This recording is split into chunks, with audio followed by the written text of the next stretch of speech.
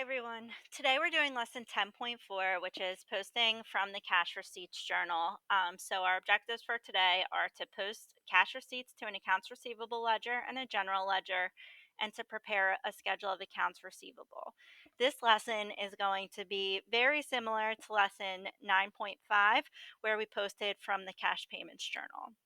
So, the first step in posting from the cash receipts journal is to post all of our accounts receivables to the accounts receivable ledger. So, we are going to, anytime we see an amount in the accounts receivable column, we are going to credit that amount to the ledger page in the accounts receivable ledger for that specific customer. So, you can see here we put the date.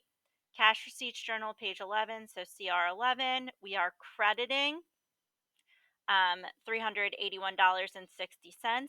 Debit and a credit mean we subtract, and then we would put 130 back up at the top in the post reference for the customer number.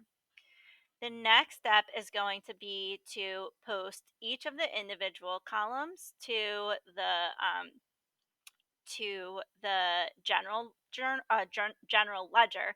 But first, what we're going to do is total, prove, and rule the cash receipts journal. So just like we did before, we're putting the date, the word totals, ruling the single line, adding up each column, ruling the double line. If you want to double check this, you can make sure that your debits equal your credits, and that's proving the cash receipts journal. So to do that, you would take all of your debited accounts and add it with your credits. So your debits are sales, discount, and cash. You would add those together along with your credits, accounts receivable, sales, and sales tax payable to make sure your debits and your credits equal. To prove cash at the end of the month, you're simply following these steps. So you're taking your cash on hand at the beginning of the month. They will typically tell you what that is in the problem. Then you are going to add any cash received during the month.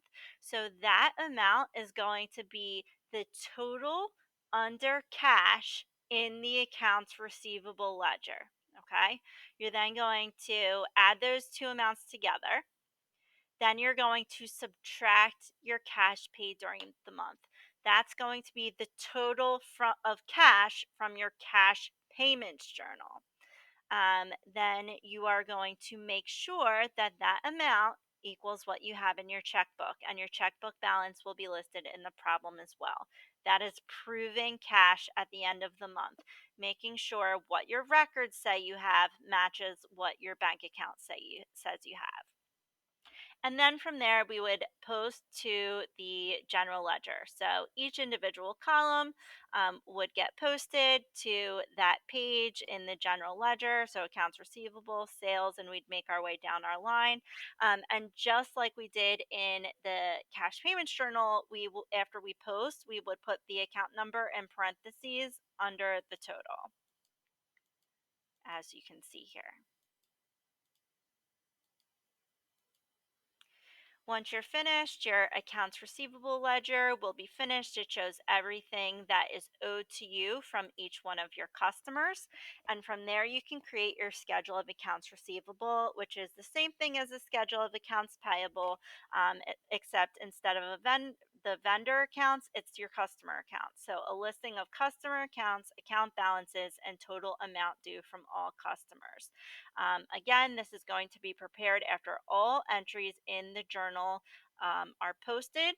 And this could also be called a listing the accounts receivable trial balance, similar to what you would do like when we did the worksheet for the trial balance.